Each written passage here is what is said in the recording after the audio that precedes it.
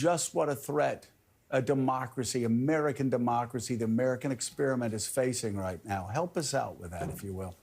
You know, Joe, I think you make a really important point. I mean, it's one thing to cover the circus, and the circus is covered. I mean, people can't stop covering the circus. Every utterance, every insult, every outrageous action or comment, it gets covered. The context is often missing. What does that really mean? And I think it's imperative, especially for members of the press who understand, as you were just pointing out, the world has been here before. People did not take the kind of threats that we saw in the 1930s as seriously as they should, including American journalists. You know, people were taking at face value that, oh, this can be controlled. He may have said some outrageous things, but, you know, the institutions will hold.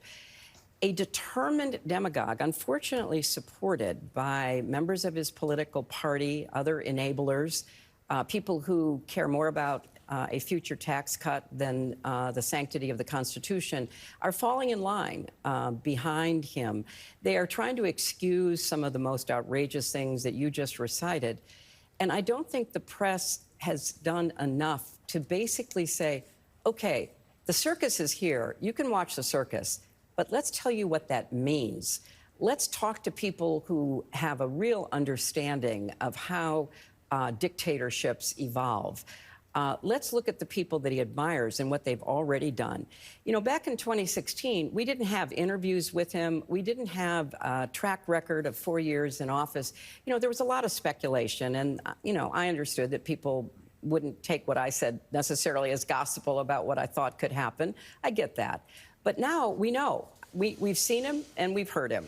And so we need to do a better job of making it absolutely clear that someone who says these things, you know, maybe he wouldn't jail all of his political opponents. One is one too many.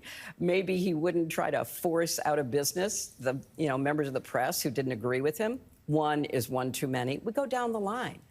And maybe this would be our last election, because someone who will not accept the validity of an election is someone who doesn't believe in elections. He believes in his own power, his own right to power, and his demand that he be installed regardless of whether he gets the votes or not.